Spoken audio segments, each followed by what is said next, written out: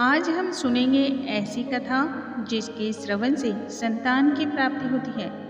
इस कथा का प्रभाव इतना ज़्यादा होता है कि जिन महिलाओं के यहाँ भी संतान प्राप्ति में अनेक प्रकार की कठिनाइयाँ होती हैं, उनकी यह कठिनाइयाँ दूर हो जाती हैं। जिन माताओं की गोद भर तो जाती है लेकिन संतान अल्पायु होती है, उन सभी के लिए आज की कथा रामबाण है। जीमूत वाहन की यह कथा अत्यंत ही सुख सौभाग्य को देने वाली है और यह कथा वंश की वृद्धि भी करती है। ओम नमो भगवते रुद्राय। नमस्कार दोस्तों, आज की इस वीडियो में हम सुनेंगे जीवित पुत्र का व्रत की कथा। जो भी माताएं हैं अपने पुत्र की भविष्य की कामना करती हैं या फिर सुखी समृद्ध संतान की चाहत रखती हैं, फिर वह पुत्र हो अथवा पुत्री हो, आयु की वृद्धि के लिए यह कथा बहुत ही लाभप्रद है। प्रत्येक व्रती को जो भी जीवित पुत्रिका का व्रत करती हैं, उन्हें विशेषकर इस कथा का श्रवण करना चाहिए और हाथों में पुष्प लेना चाहिए। और जो माताएं किसी भी कारणवश व्रत न करती हों, उन्हें यह कथा का श्रवण जरूर करना चाहिए ताकि उनकी भी मनोकामना पूर्ण हो। या फिर जो माताएं संतान की कामना करती हैं और अपनी गोद हरी भरी करना चाहती हैं, उन्हें भी इस कथा का श्रवण करना चाहिए। आइए व्रत की कथा का हम आरंभ करते हैं। सर्वप्रथम हम भगवान श्री गणेश का ध्यान करेंगे, उसके बाद व्रत की कथा का आरंभ करेंगे। श्री वक्रतुंड महाकाय सूर्यकोटि समप्रभा निर्विघ्नं कुरु मे देव सर्वकार्येषु सर्वदा। एक बार नैमिषारण्य के निवासी ऋषियों ने संसार के कल्याण के हेतु सूत जी से पूछा, हे सूत जी, कड़ी काल में लोगों के बालक किस तरह से दीर्घायु होंगे? वह उत्तम महात्मा आप अपने मुख से कहिए, हम सभी सुनना चाहते हैं।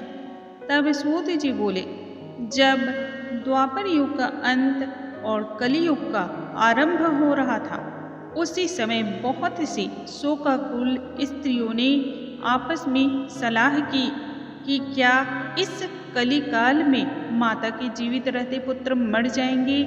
जब वे आपस में कुछ भी निर्णय नहीं पा सकी, तब वह सभी गौतम जी के पास इसी प्रश्न को लेकर गईं। जब उनके पास पहुंची तो उस समय गौतम जी आनंद जी के साथ बैठे थे।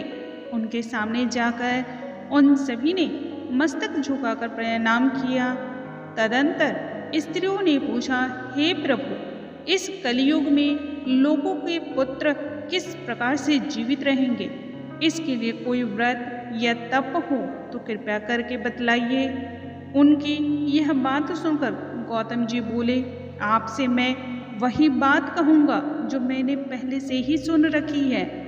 तब गौतम जी ने कहा, जब महाभारत युद्ध का अंत हो गया और द्रोण पुत्र अश्वत्थामा के द्वारा अपने बेटों को मरा देखकर सब पांडव बड़े दुखी हुए, तो पुत्र के शोक से व्याकुल होकर द्रौपदी अपनी सखियों के साथ ब्राह्मण श्रेष्ठ धौम्य के पास गई और उन्होंने धौम्य से कहा, हे विपेंद्र, कोई ऐसा उपाय बताएं जिसको करने से बच्चे दीर्घायु हो सकते हैं, कृपया करके सो कहिए। तब धौम्य बोले, सतयुग में सत्य वचन बोलने वाला, सत्य आचरण करने वाला, समदर्शी एवं जीमूत वाहन नाम का एक राजा था।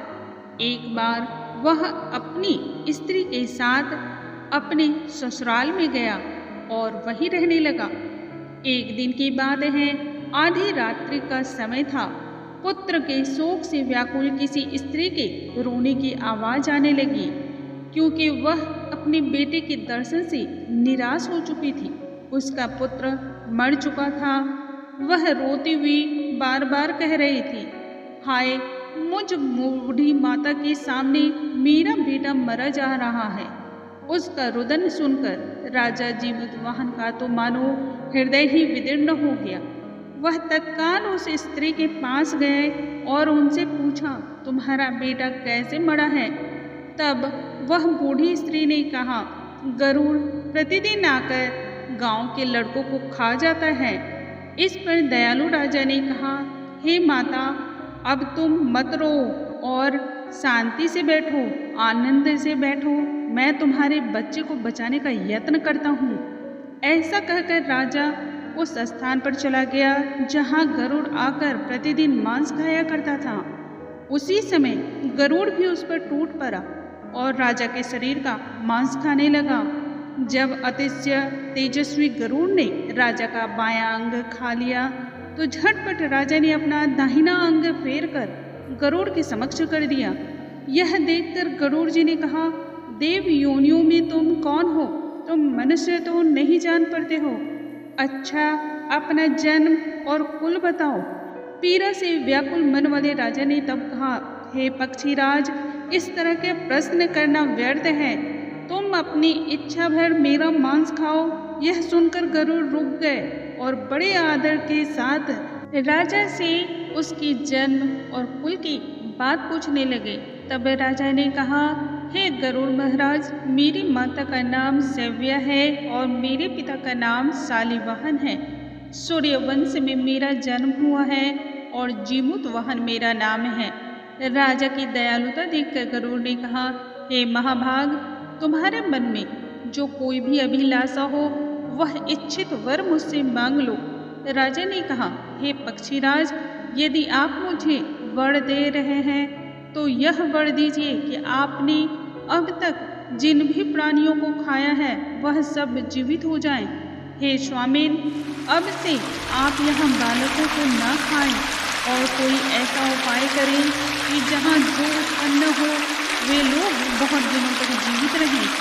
धौम्य ने कहा कि पक्षीराज गरुड़ राजा को वरदान देकर स्वयं अमृत के लिए नागलोक चले गए। वहाँ से अमृत लाकर उन्होंने उन मरे हुए मनुष्यों की हड्डी पर बरसाया।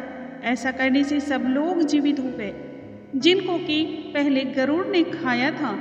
राजा के त्याग और गरुड़ की कृपा से वहाँ सभी लोगों का कष्ट दूर हो गया। उस समय राजा के शरीर की शोभा दुगनी हो गई थी। राजा की दयालुता देखकर गरुड़ ने फिर कहा, मैं संसार के कल्याणार्थ एक और वरदान दूंगा। आज अश्विन कृष्ण सप्तमी से रहित शुभ अष्टमी तिथि है। आज ही तुमने यहाँ की प्रजा को जीवन का दान दिया है। हे वत्स, अब से यह दिन ब्रह्म भाव हो गया है। जो मूर्ति भेद से विविध नामों से विख्यात है वही त्रैलोक्य से पूजित दुर्गा अमृत प्राप्त करने के अर्थ में जीवित पुत्रिका कहलाई है। सो इस तिथि को जो भी स्त्रियां उस जीवित पुत्रिका की पुष्प की आकृति बनाकर तुम्हारी पूजा करेंगी तो दिनों दिन उनका सौभाग्य बढ़ेगा और वंश की भी बढ़ोतरी होती रहेगी। हे महाभाग, इस विषय में विचार करने की तनिक भी आवश्यकता नहीं है। हे राजन, सप्तमी से रहित और उदया तिथि की अष्टमी को व्रत करें, यानी सप्तमी विरुद्ध अष्टमी जिस दिन हो उस दिन व्रत न कर शुद्ध अष्टमी को व्रत करें और नवमी में पारण करें। यदि इस पर ध्यान न दिया गया तो फल नष्ट हो जाएगा और सौभाग्य तो अवश्य ही नष्ट हो जाएगा। जीमूतवाहन को इस प्रकार का वरदान देकर गरुड़ महाराज वैकुंठ धाम को प्रस्थान कर गए और राजा भी अपनी पत्नी के साथ अपने नगर को वापस चले आए। धौम्य द्रौपदी से कहते हैं, हे द्रौपदी, मैंने यह अतिशय दुर्लभ व्रत तुम्हें बतलाया है। इस व्रत को करने से बच्चे दीर्घायु होते हैं। हे देवी, तुम भी पूर्वोक्त विधि के अनुसार यह व्रत और दुर्गा जी का पूजन करो तो तुम्हें अभिलाषित वर की प्राप्ति होगी। मुनिराज धौम्य की बात सुनकर द्रौपदी के हृदय में एक प्रकार का कौतूहल उत्पन्न हुआ और पूर्ववासिनी स्त्रियों को बुलाकर उनके साथ यह उत्तम व्रत किया। गौतम ने कहा, इस व्रत और इसके प्रभाव को किसी एक चील ही ने सुन लिया था और उसने अपनी सखी सियारन को बतलाया। इसके बाद पीपल वृक्ष की शाखा पर बैठकर उस चिली ने और उस वृक्ष के खोते में बैठकर सियारे ने भी व्रत रखा। फिर वही चिल्ही किसी उत्तम ब्राह्मण के मुख से यह कथा सुनाई और पीपल के खोते में बैठी हुई अपनी सखी को सुनाया। सियारन ने आधी कथा सुनी ही थी कि उसे भूख लगाई और वह उसी समय शव से भरे हुए शमशान में जा पहुंची। वहां उसने इच्छा भर मांस का भोजन किया और चिल्ही बिना कुछ खाए पिए रह गई और सवेरा हो गया। सवेरे वह गौशाला में गई, वहां गौ का दूध पिया। इस तरह उसने नवमी को पारण किया। कुछ दिनों बाद वे दोनों मर गई और अयोध्या में किसी धनी व्यापारी के घर जन्म ली। संयोग से उन दोनों का जन्म एक ही घर में हुआ, जिसमें सियारन ज्येष्ठ हुई और चिल्ही छोटी। वे दोनों सभी शुभ लक्षणों से युक्त थे, इसलिए बड़ी लड़की काशीराज के और छोटी उसके मंत्र के साथ ब्याह में बांधी गई। विधि पूर्वक ब्याह हो जाने के बाद पूर्व जन्म के कर्मफल से वह मृग नयनी रानी हुई। जिस किसी भी संतान को उत्पन्न करती वह मर जाती थी और पूर्व जन्म की बातों को स्मरण करने वाली मंत्री की पत्नी ने अष्ट वसुओं के सदृश तेजस्वी 8 बेटे उत्पन्न किए। सभी स्वस्थ और जीवित रह गए।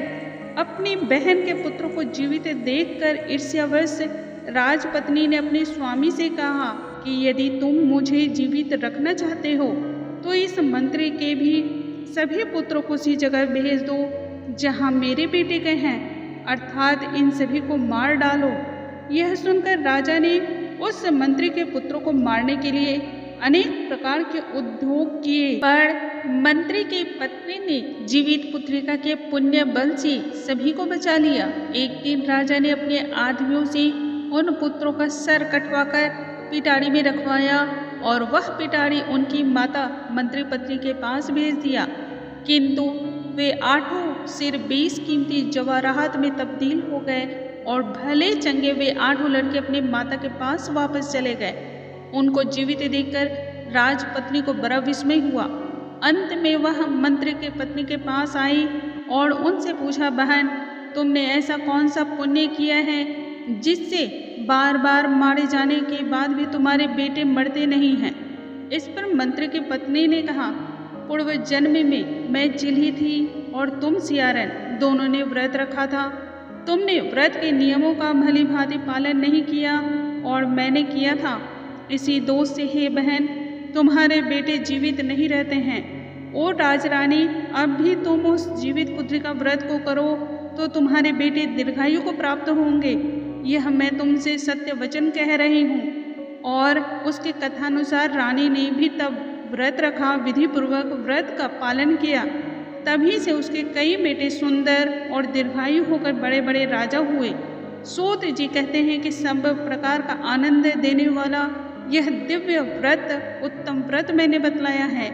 स्त्रियां चिरंजीवी संतान की प्राप्ति करना चाहती हूँ तो विधि पूर्वक इस व्रत का पालन करना चाहिए। बोलो जीतिया माता की जय, जीमूत वाहन की जय, चिलो सियारन की जय। दोस्तों, जो भी व्रती हैं और जो भी महिलाएं संतान की कामना करती हैं, उन सभी को संपूर्ण श्रद्धा भक्ति के साथ इस कथा का श्रवण करना चाहिए। आप सभी को जीतिया की हार्दिक शुभकामनाएं। अगले वीडियो में हम फिर से मिलेंगे, तब तक के लिए नमस्कार।